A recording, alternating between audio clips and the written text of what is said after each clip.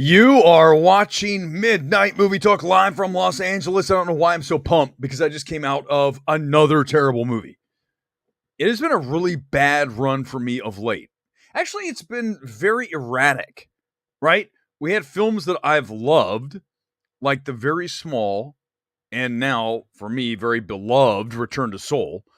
And then we had, as you guys know, I liked AntMan 3 a lot more than a lot of you. So I didn't hate that. And I certainly love John Wick 4. But then we have films like Scream 6, we'll talk about tonight again, after we sort of butchered it the other night. But remember, there was an embargo. Tonight, there's no embargo. So we can fully fillet that son of a bitch. But we do start with a film that should have actually just become extinct. Sony, you done effed up. You should have buried it, but you didn't. I don't know what the thinking was. I have no earthly idea what was the discussion that was inside that room of all the executives over at Sony in Culver City. Let's release this.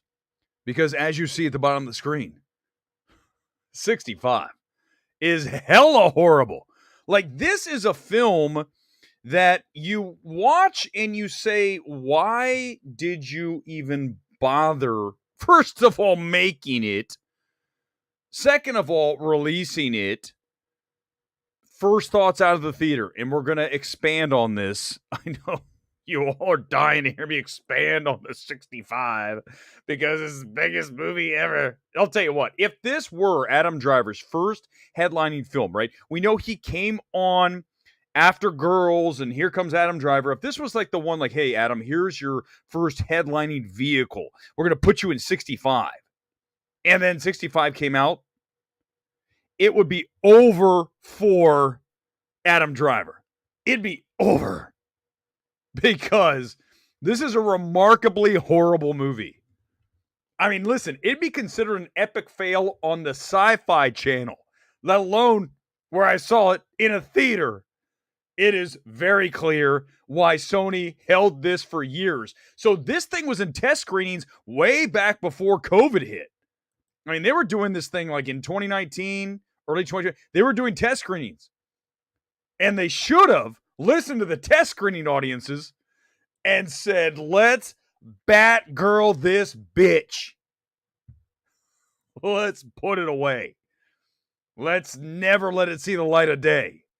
But instead, Sony released it. Now listen, if I were Adam Driver, I wish the movie was exciting as this GIF or GIF, whichever you prefer.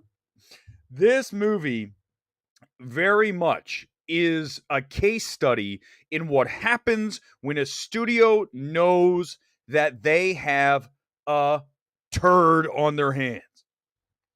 They know. Listen, there's no way when you watch 65 as an executive, you know that this film is bad. So you have to look at it from so many angles, right? So at that point, when you get the dailies, and let's assume there weren't even any effects, they just get the dailies from 65, shooting in the middle of the forest. It looked like they used the same set, the same area. Wherever they shot Prey is where they shot 65. The only difference is Prey is hella better than this. But if I'm an executive, I'm watching the dailies, I'm like, okay, here's the first. I instantly go, first of all, this film is just Adam Driver on Earth 65 million years ago because he crash landed on a space exploration from another planet that's in the past but yet has technology in the future, and he crashes on Earth right before the asteroid comes to wipe out the dinosaurs. There's the elevator pitch for 65. Does that sound like a movie you want to see? I mean, it might sound like maybe Adam Driver versus T-Rex versus Raptors versus... Well, we get the worst possible version of the scenario that I laid in front of you. Driver, we're gonna do some spoilers here because this is a movie that the only way I can recommend you spend a second watching 65 is to use it as that case study of a studio knowing they have a terrible film and trying to save it by compacting it, just absolutely smashing it down to the tightest possible, thank God, version that you can.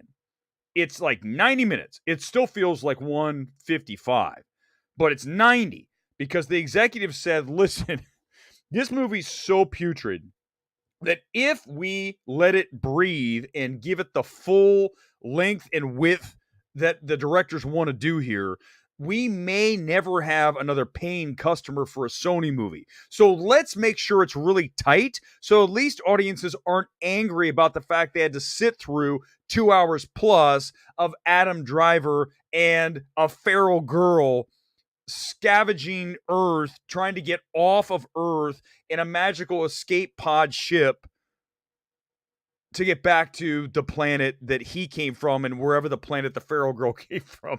This movie. So everything is just smashed, right? So you have like Adam Driver running, and then then there's a jump cut, and then he's in a tree. Then there's a jump cut. He's in the swamp. I mean, I'm over exaggerating, and I mean slightly. When you watch this, pay attention to the cuts. He falls out of a tree, and it's like so poorly edited. He hits a branch, and it's like a cutaway, then another branch, then he hits his ground. He's like, oh, my shoulder. And he's like whacking his shoulder into a tree. Like, it's so bad. It's so bad. But yet I actually was semi-entertained in parts. There's one part that's amazing. Guys, I don't care. I'm doing spoilers because the movie there's no reason to see it. The only reason to see it is get super smashed, super high, whatever it is, and go in to the film and just experience the dead space in this thing. Because at least maybe it'll be entertaining. But it's great. There's this dinosaur that Adam Driver and the little feral girl save from I assume it's quicksand. I think it's quicksand. I already have forgotten the movie. It's quicksand.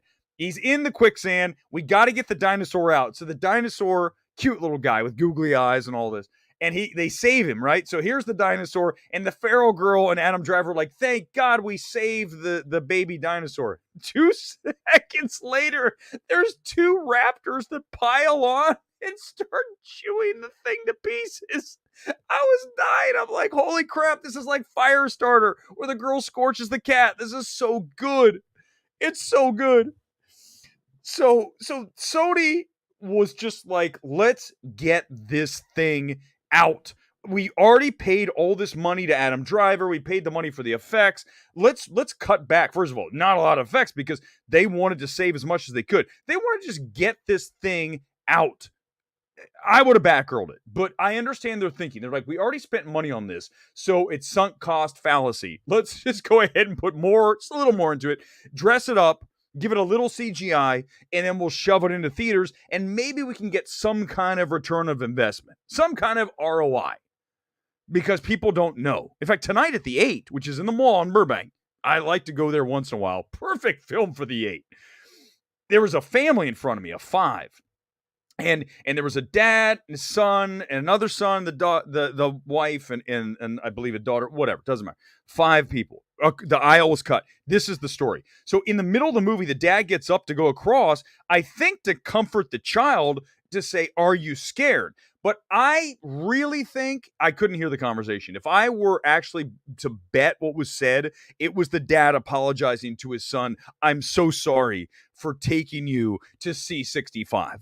Please don't think bad of me as a dad for making you sit through this, because sadly for those kids, they will forever be scarred, or perhaps think that this is quality movie making, which would be the biggest crime. That's why I'll never forget. I took my kids to see Ad Astra, and that's what kind of parent I am. I took my kids to see Ad Astra. Now that's a good parent. Not taking them to see 65. That is a bad parent. Bad. This film is wretched. This film should never have been released.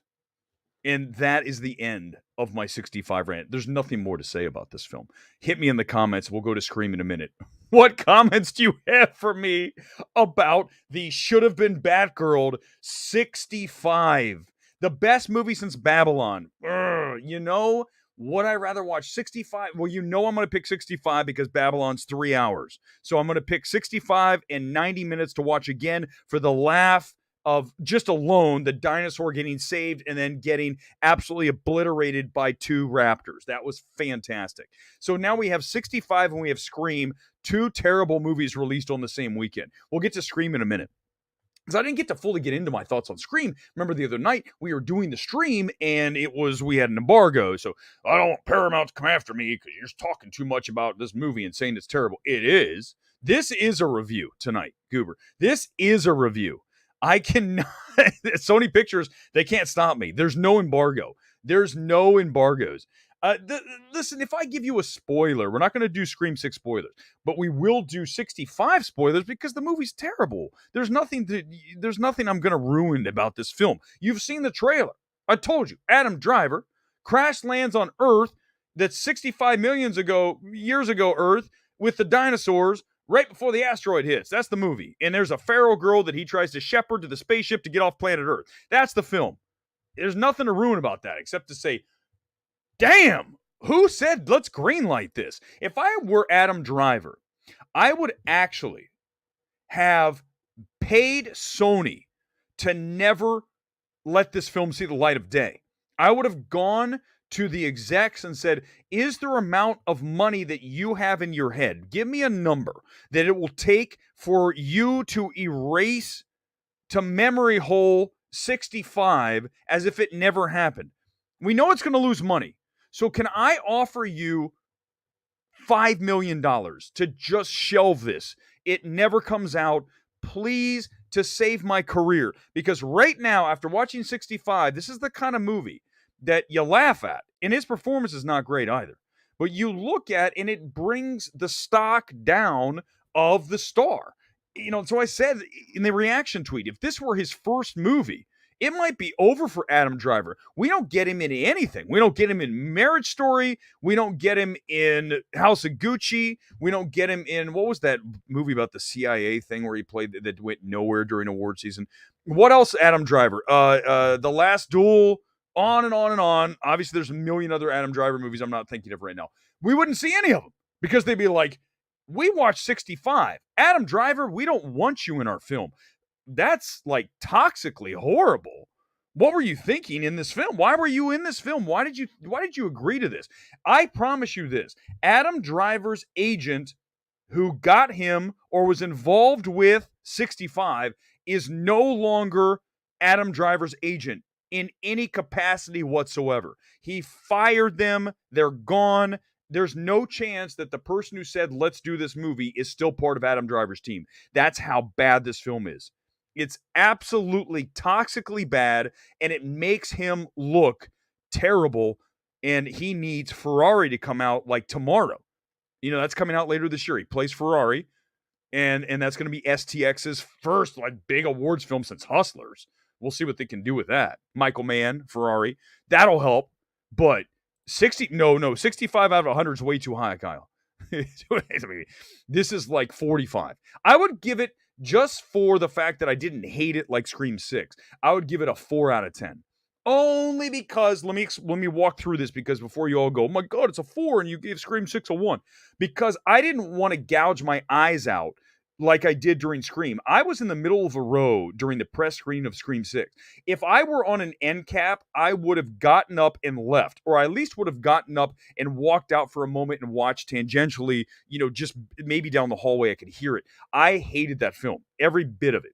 This film was comical in that you have the dinosaur scene, you have Adam Driver whacking his shoulder to get back into place in against the tree. You have Adam Driver yelling like we've seen him do so many times all the time. And then also the other thing that this film does is it tries to do, I completely forgotten. This is insulting to me, no question.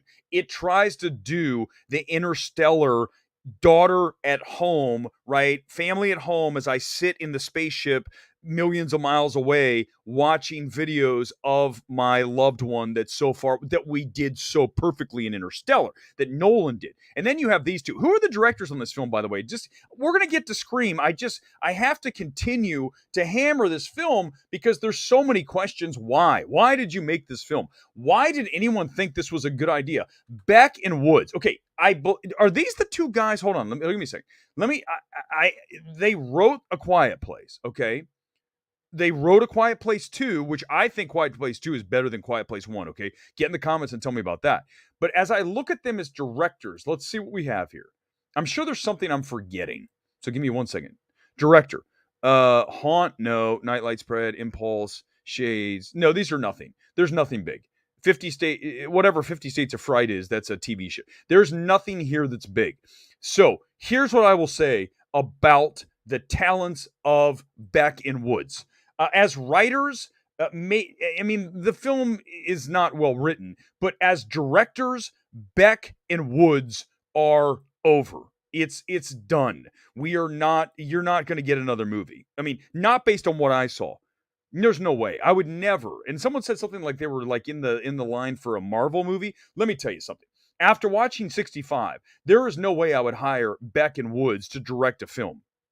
Now, I understand that Sony, let's make this clear. This is something you may not know and a lot of people don't discuss. Sony has a reputation out here in Hollywood of being very hands-on with their films, okay? They have now Tarantino, they're going to let go, right? They're going to let him do his thing. As you guys know, he works with Sony often.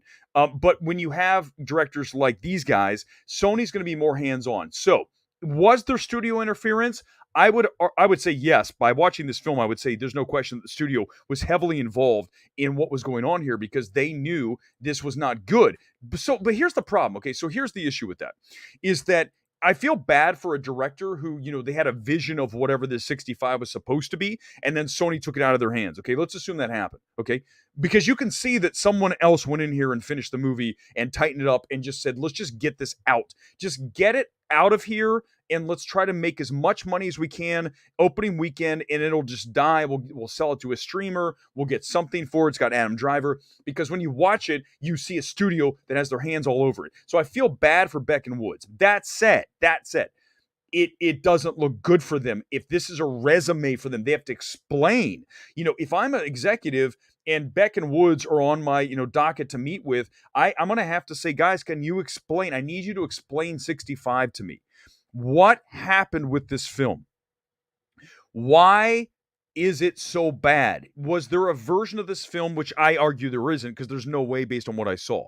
And Solomon's asking, why was it bad? Okay, because it's truncated is a big problem, okay? It is smashed, it is cut, it is sliced up to the point where the studio came in and said, this is not working. Now, either the studio messed up or the directors did not deliver a great film. Another thing this film does not, there's so many issues with this film. Another issue with 52, whatever the hell the movie's called, 65, is this. The effects are embarrassingly bad. Like one of the first effects you see is outer space. And it's like, the spaceship traveling through the thing. And you're like, oh my God, this looks like the Sci-Fi Channel. This doesn't look like a theatrical movie. You're instantly taken out of the film. So at that point, if you are not going to have quality CGI effects, I almost think you just have him crash land on Earth. Like, literally don't even show the ship. Just have the ship's in wreckage and he's already there. Because when you start to have, like, here comes the ship, it's taking on asteroids, and it looks like a slightly, I'd say arguably less than a video game, then that's a problem. That's the other issue. The effects are so bad, they're so sparing because they didn't want to spend any money. They knew this is bad. If you knew you had something that was terrible, right? And you're sitting on a movie. So here's our movie, which in this case is obviously X, the FYC screener. If this is our movie and we've already dumped a ton of cash into it, hey, we've already put, $50 million into it. I don't know what the budget on this was. Let's just throw out a number and say 50 million. And you're looking at it and you're like, this movie's terrible. Do you want to spend another $1 million on this? Hell no. No, just throw it out. Get it out of here. That's what happened here. That's what happened. I mean, CIA plant. What? Oh yeah, what was that movie where he played the CIA guy? So it's just terrible. Aaron, it's not just doesn't just look terrible. It's 61. Did I ever see 61? The hell is 61? Oh my god.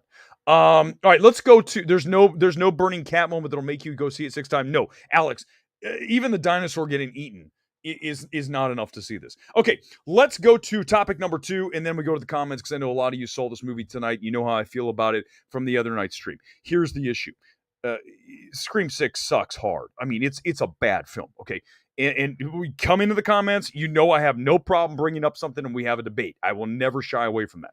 So when you watch this film, and now I can, go into more of my thoughts of it because there's no embargo in play. When you watch this film, when you watch Scream 6, you see a film that has morphed into a parody of itself. This is my full reaction. This is really, I think, everything that needs to be said about Scream 6. And that's what I love about, these tweets that are 280 characters. You can get everything you really want to get in there, and it's really just pares it down and gets right to the point.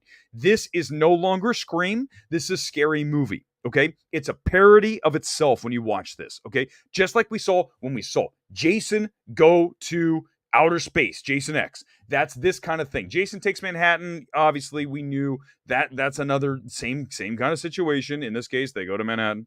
It's a meta mess, right? It's meta again, just like 5 was, but even more so, right? So it does what 5 does, but then says, let's just retread it and do it again, right? Let's go through all the rules again. Oh, this time it's a franchise and a franchise, right? That whole speech. Oh my God. I wanted to gag at that moment. Except for the line, there's one good line in that, which is where they say the people who use their Letterboxd account instead of an actual personality. That was funny. I will give them the writers that. It was the one thing I said was good. The stakes don't matter. Now, let me explain that. For those of you who've seen Scream 6, here's what stakes don't matter. And you guys know, come in the comments. You know exactly what I'm going to say here. I'm not going to ruin the movie. But when you have people that are basically disemboweled, which, by the way, is going to be used here momentarily about this franchise. And they are still alive at the end of the film. You laugh out loud, which is what I did. I go, this person was just stabbed 50 times, and there he is on a gurney? What the hell are we doing? And that's what we get to when I talk about these laughable absurdities, the things that happen, such as, how did Ghostface get up onto the 7th story of this apartment complex? How did he get through all that? How did he get through security and get his way all the way up and then into the apartment? How? Oh, actually, hold on for a second. Hold on. That one, okay, I got to give him that. It took me a second when we really get to the reveal. Okay. Fine. When we have characters that can seemingly travel through time to get to any location like portals and be somewhere before they should. Granted, there's more than one killer here. Sorry, guys. A little bit of a spoiler. It doesn't have any sense of reality to it, and it loses all of its shred of fear. Even the beginning, which feels kind of interesting, still falls apart when you realize what's actually happening. You go, this is overwritten, right? What you want out of this, what I always want, is you want something that is pared down, not volumed up. I want something that is more minimal. I want to go back to the origin, or at least just have Ghostface like, do you remember that film from a few years ago? It was very small. I think it was called Hush, where the deaf woman was in the house and the guy was the serial killer was outside and he's toying with her throughout the entire movie. Then finally he gets into the house. That's my kind of horror film. That's what Scream should be again, where Ghostface is this menacing thing that's in the shadows. And Ghostface isn't running around Manhattan, right? And going into liquor stores and shooting people and stabbing people in liquor stores and then escaping out the back as the cops arrive like 5 minutes late, a squadron of cops show. It's just terrible. It's so terrible. And here's the reality. When you rush an abysmal screenplay, this script, I would never have said we're doing this. Think about this. We had Scream 5. last year. And now we have Scream 6, roughly 1 year later.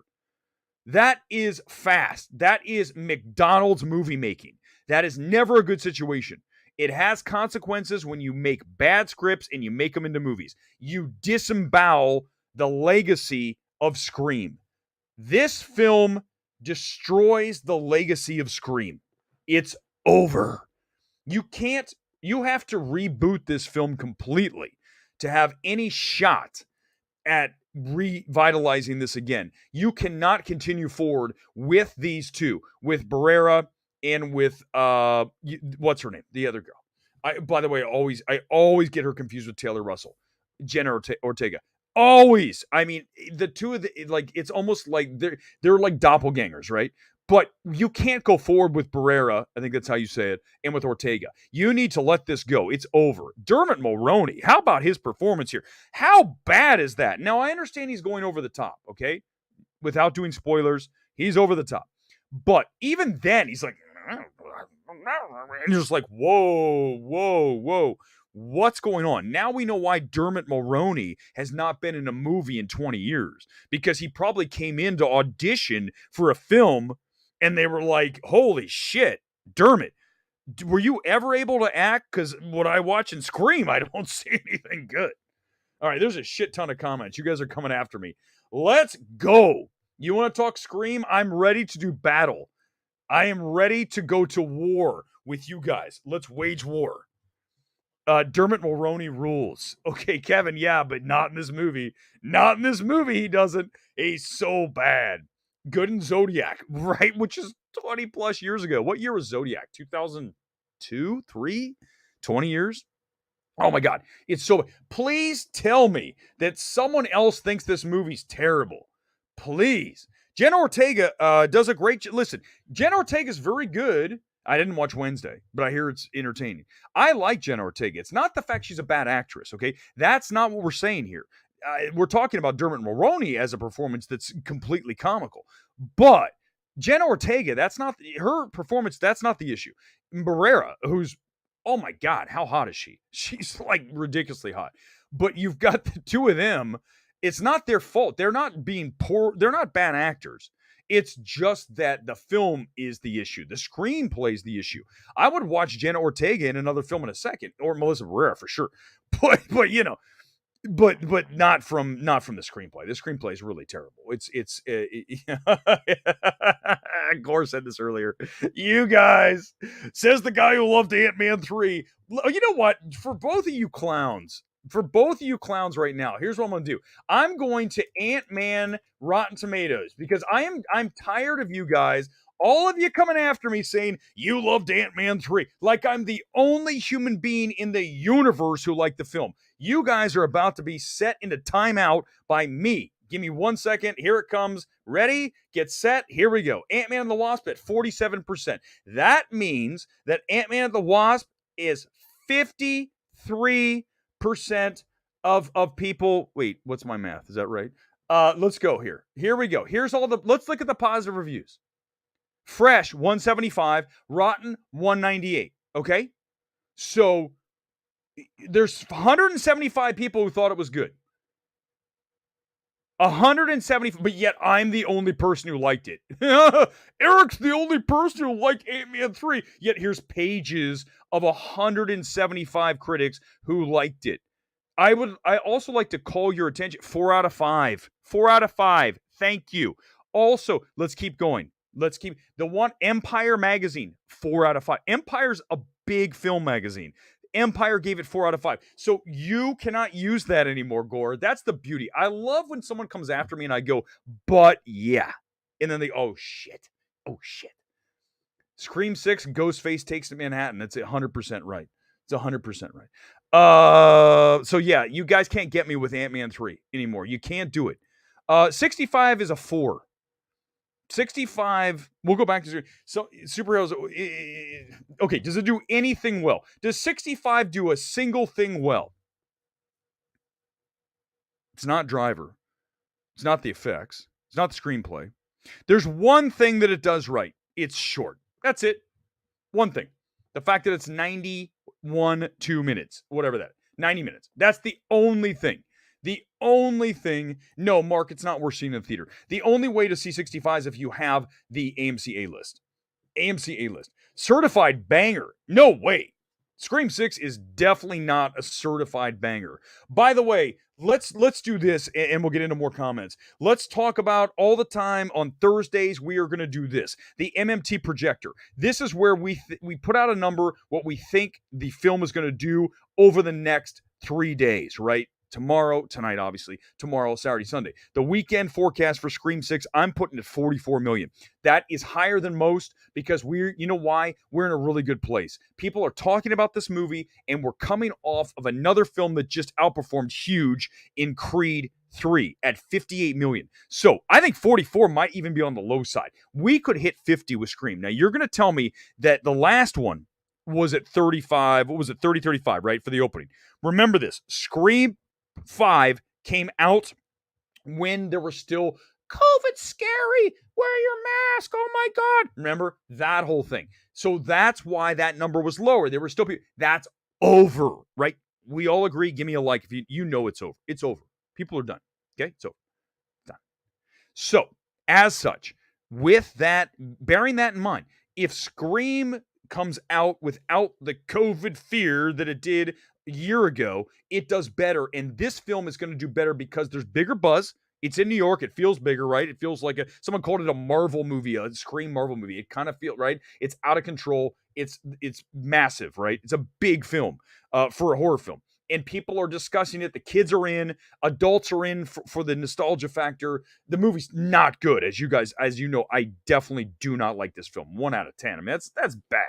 Okay, I really violently did not like this movie.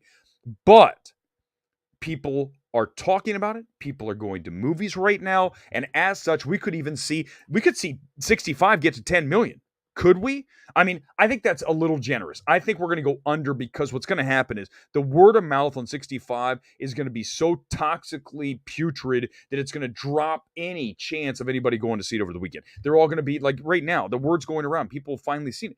As you guys know, Sony put that thing under wrap and key. They didn't show it to anybody. Why? Because I just saw it. I know why. I wouldn't show it to anybody anyhow. I would never have shown it, period. It would never even come out from my studio. It would have been back row. We'd say, write it off. It's over. We're not doing this. But they just said to themselves, let's get something back from it. Okay. So maybe we get to 10 million. Let's do a quick sales check because I like to do this also on Thursday night. We look at a couple of screens around LA and see how movies are doing. Let's see how Scream 6 is doing. I told you it's going to outperform this weekend. Let's look at something that's starting really soon, like a 10 o'clock 3D. This thing's in 3D. Oh my God. We really have jumped the shark. Okay, it's about 50% full for a 10:30 screening down the street. Let's slide over to Universal. Where's the big one for them? Let's do a 10 o'clock. It's a good even number. 10 o'clock, look at that. That's a 75, 80% full. You know, everything but the front row pretty much. Let's do Century City, and then we'll roll out. Century City, the Grove's another good one. Let's do the Grove, and then we'll go Century City, and we'll roll. Oh, Grove doesn't look good. Grove looks bad. The thing about the Grove sucks because parking there is terrible. I hate going to the Grove. In fact, I don't even ever want to go there again. Let's go Century City and then we'll roll. 10 o'clock. Century City looks like good. You know, pretty solid. Pretty solid. Front's empty, but I mean, that's not bad. It's going to do a solid number tonight. I'm telling you guys, we're going to see 40 plus million this weekend. 40 plus million. Also want to mention before we get into more comments here tonight, Oscar selection show on Saturday night. I have not talked about the Oscars at all this week, really. We've done just a very bare minimum. So instead of all of, the early stuff, let's do it the night. Oscars Eve, we're going to have a live MMT going through every category, my picks, your thoughts as we get ready for Sunday. Also want to mention this on Sunday, Film Threat Oscar show. I'll be on with Chris Gore and a cast of characters, and I'll be on at some point throughout that, watching it here live, and then we'll do our own MMT Oscars post-game show here. As soon as the Oscars are over, we're up live, and I will more than likely be going off on the fact that EEAO won so many Oscars. Okay, a few is okay, but if it sweeps, it's going to be a wild night here on MMT. Let's go to the comments here on this, what is this, Thursday night. I've lost all sense of time and space this week because we've done so many streams. We've been so busy, which is awesome. Also want to mention tonight's kit. You probably see it by now. It's Atlanta United from the MLS. Anything black and red, I'm like, I'm good. Let's do it. It's mine. I'll take it. You know why The Walking Dead got lame? Because Rick left. Oh wait, what are we talking about here? We're in the comments talking about. I don't watch the show, so I have no. I can't even comment on that. 65 will bomb. Latino slant. I mean, there's no question. Scream's going to be a huge hit. Yeah, there's no question. We're discussing the sixth reveal. No, I don't want to, Michael, because let's do that Sunday night. Let's do spoilers on Scream 6 coming up on Sunday, because that gives people, you guys go to see movies fast. I know that, but some of you don't see them on Thursday night. So I don't want to really drill down on spoilers. 65 doesn't count. Guys, listen, even if you have a list, I don't think you should go see 65. I mean, if you have nothing else to do, if it's raining like it's going to be this weekend, I mean, even then, there's better things. I mean, I haven't seen Champions. Go see Champions. It's got to be better than 65. So spoilers there don't count. Scream will do Sunday night. Yes, we'll talk about the reveal on Sunday night. But until then, let's save it. Let's not. Plus, the other thing is, Paramount specifically said we don't want you to do any spoilers on Scream until Monday. But if we do it late Sunday night, who cares? I mean, give me a break. I mean, everyone's seen, what's the difference between Sunday night at midnight Eastern or, 8 in the morning? Give me a break. Come on. Never mind Ant-Man's 3's Rotten Tomatoes. How's the box office? Aaron, watch out. I will ban you. Jeffrey is trash. Well, okay, but 175 people thought it was good. Are we talking about, yeah, Melissa Barrera is like smoking hot. I mean, she's, right? I mean, literally, I remember seeing her in The Heights, and I was like, wow. She looks good. She's definitely hot. All right. Let's see what else we got here on this Thursday night. Come in. Anything you want to do. That's what we're going to do here for just a little longer. We're going to keep this dream pretty tight. Let's go 45 tonight. It's another 10 minutes. And then I'm out. And then we're going to save it because I got a busy weekend. I want to be ready for Oscars on Saturday night. We just did 65. We're doing Scream, whatever we want to talk about. Let's do it before we roll out of here tonight on this Thursday night. Let's see what we got here. Go down to the latest comments. If you want to get in, by the way, on a super chat, get in. You're instantly in. Do you feel the runtime of Scream 6? Good question. Yes. This is a film that does not need to be 2 hours. It could come in at 145. I would argue maybe 140. It's almost every single film, right? Every film you see could be shorter, with the exception. Well, I mean, even 65 could be shorter, but it's 90. Listen, you can't have a 2-hour movie. There's no real reason to. There's too many characters in Scream 6. There's too many situations. There's a way to pare it down. There's a way to edit it and crush it down. Not like Sony crumpled 65. I mean, like I said, if you want to use 65 as a case study in what a studio does to a film to just get it out on the street. They don't even just get it out the door. Let's put some duct tape on this bitch. Let's put lipstick on the pig, and off it goes. That is what they did with 65. And I feel bad for Beckon Woods, but they're going to have to explain this going forward for any studio that is looking at their work, and they only have this film, really. They have a couple, but this is, they're big. This is their theatrical film. If you're Beckon Woods, and this is your name's attached to it, right? I mean, there's no getting out of this. You are now going to, for a very long time, have to explain yourself. What was the thinking process in this film? Is this the vision you wanted it to be? But even if they start to say, no, it's not, at the end of the day, it's a movie about Adam Driver crash landing on Earth when the dinosaurs were around and then trying to escape. We've already done that with Jurassic World. We've done it with Prey or with Predator, right? We've done that whole I've got to survive on a hostile planet with my gun. There's nothing new for this film, so there's no reason to do this. There's no reason to do the film. Gone Girl, thanks for the super chat. Let's do it. By the way, you were asking me when I was going to. I didn't know. I just kind of was like, oh, I'll go see it now. I tried to see what was work with my schedule. And by the way, I want to mention another thing. I will admit this. The sound in the theater that I had in the 8 was not great. Jeff Ewing was there with me, and he said he saw it earlier in the day on the Sony lot, and the sound was much better, which I don't doubt. I mean, listen, the studios, their sound, their rooms, their screening rooms are going to be perfect. So the 8, not great sound, which doesn't help. The film's already bad. So if the sound's not great, you're not going to be able to beat that combination. So, but I'm telling you, even if I sold this thing in Dolby 4XD, 3D, quadruple, ear gouging sound, it would still suck. Two things. Samara Weaving. Oh my God. Yes. Listen, I'm so glad. First of all, thank you for the super chat. for sure.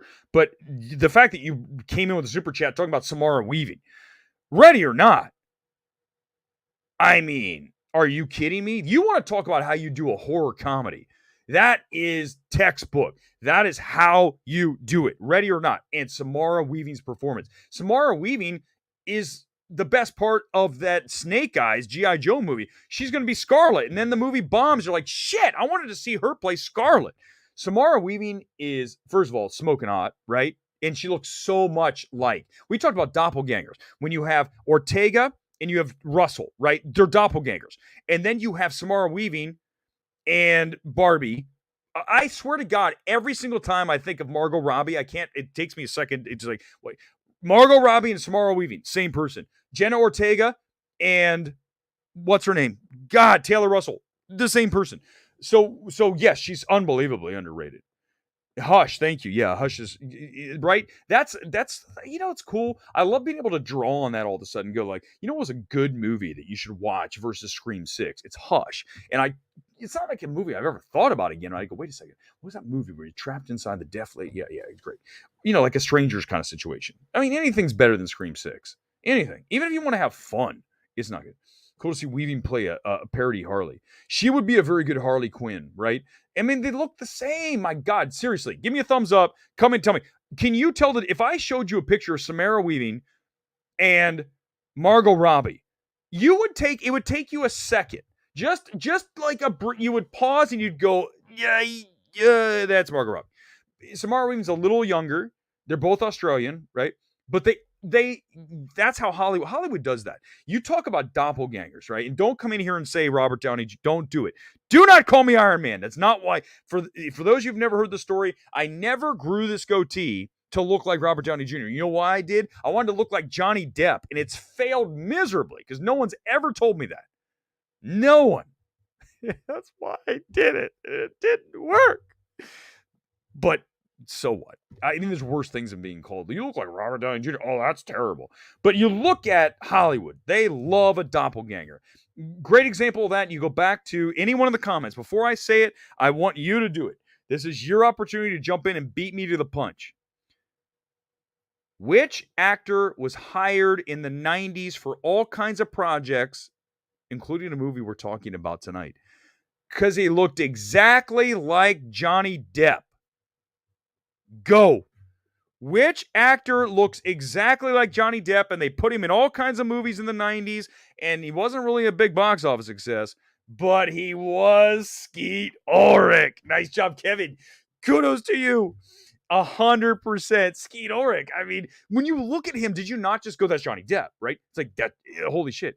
And that's what Hollywood loves. They love to have a doppelganger because then audiences go, wait, give me some more. There's so many more. But Taylor Russell, Jenna Ortega, doppelganger. Samara Weaving, Margot Robbie, doppelganger. Skeet Ulrich, and Johnny Depp, doppelganger. There's many, many more. And you're going to hit me with them. These are the three just popped into my mind. But they love that. This person looks like this person, therefore we can make a movie and tangentially have people think that that's who it is. Skeet Ulrich, by the way, I think it's in some new movie. And I looked at him, I'm like, who the hell is that? He's gained weight? Now, obviously, he's aged. You know what's weird? Tell me if you guys have ever felt this. If you ever, you don't see someone for a while, right? Let's say you don't see someone for 6 months or maybe a year, maybe 2 years. And then you see them again. In your mind hits pause, right? Your mind goes, beep. And you just remember what they looked like, okay? And then if you see them in a year and you haven't seen them since then, your mind still has the image from the past, right? Locked. And then you see them and they've gained 20 pounds. Or their hair's gray. Or they're just older. And you look and you go, ah! And your mind's like, what the? Have you ever experienced that? Where you have like this image of somebody, and that's what I think it was Skeet Ulrich in this trailer, and I go, holy shit, that's Skeet Ulrich. It freaks you out. Like there's a picture of Gene Hackman going around. He's now 90-something. And he looks like he's going to die any second. I mean, he's super old, and he hasn't been in a movie in forever. But, I mean, we all age. Hello. Dude, look at me. Look at Gore. You want proof of people aging? Look at Gore. He looks like he's 70. That's for you, Gore, for telling me that I'm the only person like AntMan 3. Screw you. But listen, when you see somebody like Gene Hackman, your mind it fucks with you. You look at it and you go, "What the hell is happening?" Because you remember Gene Hackman from 20, 30 years ago, and you see him and you're like, "What? Who is that person?" I don't know, because your mind just like hits pause. Oh, absolutely. Here's a good one. Absolutely, Alex. Amy Adams and Isla Fisher. Oh my God, no question. I'm not smoke. I don't smoke weed, man. Oh, hey, Ice Rhino, welcome in. Hit me with more doppelgangers. But anytime we get super chat, we got to do it. Let's go. Thoughts on Iger's comments? Seems like Marvel will cut bait after 2 movies on their porn. Okay, here, let's get the latest. Thank you for bringing that up because I wanted to get to it, and I didn't get all the details today, so I'm going to react live to what I read, which is, I know, weird because most people going, "Well, let's script this all out. Let's think about." No, let's just look and let's talk about. In fact, I'm going to use CNN's article. I saw just the bare minimum on this. Let's look. Here it is. Okay, so there's Bob Iger. More money than any human being on planet Earth. I mean, way up there. He's in the top like 0.0001%. Bob Iger's vision for Disney is coming into greater focus. Appearance of Morgan Stanley. Blah, blah, blah. Okay, here are the key takeaways. Here we go. Quality over quantity. Thank you. Hello. Always, right? Going to focus on quality over quantity. He says he's, quote, pleased with the support he's getting from content creators of the company. They agree a key part of the reducing costs is understanding how much volume is actually needed. We say that all the time, right? No, I do not want to subscribe to you. We say that all the time. We want less. Less is more. That's what I found this entire channel on, which the fact that we're still doing a stream when I said it would be over is breaking every rule of that. But since you came with a super chat, and I think this is interesting, let's do it. Less is always more. It always will be because it makes you want more. And Disney, and especially Marvel, has been doing so much product between all the shows. I mean, you go back, remember when She-Hulk dropped? You're like, oh my God. That was a moment that really, I think, changed a lot for Marvel. When people saw She-Hulk and go, what the fuck is this? Why did you make this? And now you're just diluting the brand, and that's exactly what's happened with Marvel. 120% what's happened. So he is understanding how much volume's actually needed, which he clearly no one did when he was gone. Or, you know, I know he greenlit a lot of this before he left, but less is more. Disney's Plus pricing was off. He says off in terms of pricing strategy. So they're trying to adjust. Okay, whatever that is. I don't care about streaming. Too many Marvel sequels. Hello. Iger noted there are plenty of characters in the MCU that Disney can draw on to tell new stories. Perhaps a company had been relying too much on sequels based on existing franchises. Basically, he's saying, do we need a third or fourth? He's talking about AntMan 3, right? Because the film did not do well. So what do you do when a film's not doing well? You pile on, and that's exactly what he's doing here. He's like, we acknowledge the fact that AntMan 3 was probably not needed. Therefore, why? Imperative to be very careful with Star Wars. Iger said the company is being very careful in its approach to Star Wars. Disappointing box office performance of Solo gave him pause. Listen, here's the problem with Solo. So he's just saying everything we already knew and we've talked about so long now for over a year here on MMT. And before that on Twitter, that's my number one thing I've always hammered. Less is more. When I watched Solo back in, was that 17? Okay, so I went to go see Solo, and it was right after, was it Return of the Jedi? No, which was what the hell's the one? Whatever the Rian Johnson was, for God's sake. Jedi. That one. Not Return of the Jedi. It's the one I was a kid.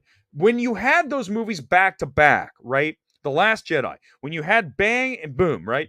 When you had those two, that's too soon. That was 5 months between movies. That's what killed Solo. If they had put Solo the following Christmas, as they had been doing with Rogue One and all the Star Wars movies, Force Awakens, all these movies from the beginning, they were at Christmas. And then all of a sudden they go, no, let's put another one out in May. That was stupid.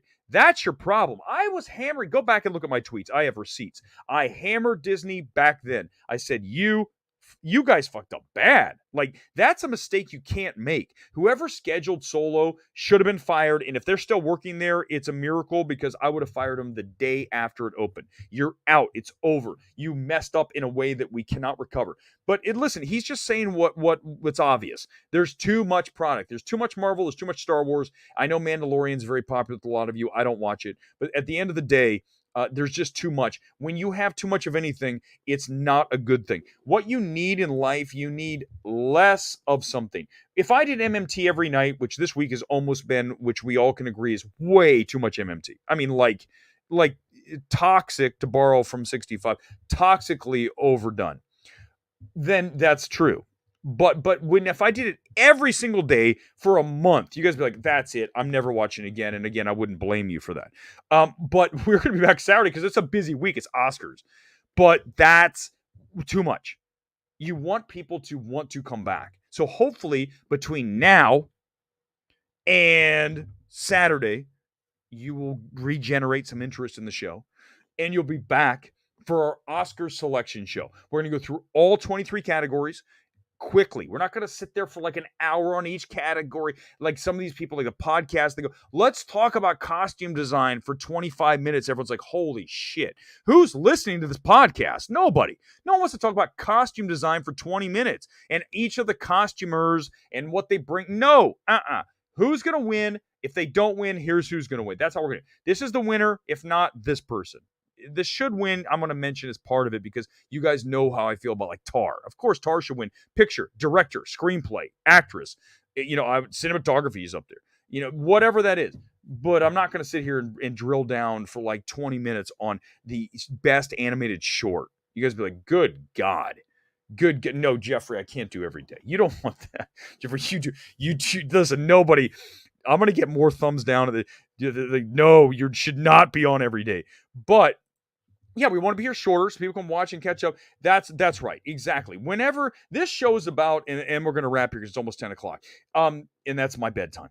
When we get to things that are busy, then we're going to do it. But what I am going to try to emphasize going forward are tighter streams on single movies, such as a John Wick, such as a Scream 6, such as if we just only had 65 tonight, only talk about 65. Just keep it there. Sunday night will be the show where we open it up and we get into everything from the Igers to all that. I don't mind listening. Super Chat will always do it. But I think that's the best approach here. The Sunday night show becomes kind of like, the flagship, right? As someone called it weeks ago now, which is true. It's the show that we kind of root ourselves and we get all the stuff the weeks ahead and everything that's going on. And then during the week, as we get out of films, we can jump on and hammer them or praise them as need be. But this weekend's going to be huge. Again, for those of you that are going to be back here Saturday night for the pre-show, for the pick show, and then Sunday, Oscar Sunday, Film Threat, Chris Gore, his channel. He's got a ton of people coming on. I'll be on there for a while. And then we'll do our own MMT Oscars post-game show on Sunday. And then we'll take a break. Because it's too much MMT. Like, less is more. You should be excited for John Wick 4. It's so good. I can't wait to do a longer stream about John Wick 4 because, again, there is an embargo. I believe the embargo breaks Monday. So we'll do one next week. We'll talk about John Wick 4 with no spoilers at length. But bottom line is it's one of the best action movies ever made. I mean, that's all you need to know. You need to see the film. You don't need to see 65. Don't bother. Seriously, don't. Even if you have AMC A-List, if you have Regal Unlimited, this is where it should be Regal Limited. You should limit yourself from sitting through 65. A movie that has no business existing. I can't believe they greenlit it. My God, Sony, what were you doing? Someone definitely got fired for that. Someone is getting fired on Monday for 65. That's for sure. I'll see you guys Saturday night back here on MMT Oscars Pick Show. See you then. Until then, MMT is, let me find the right graphic, out. It's over. Now.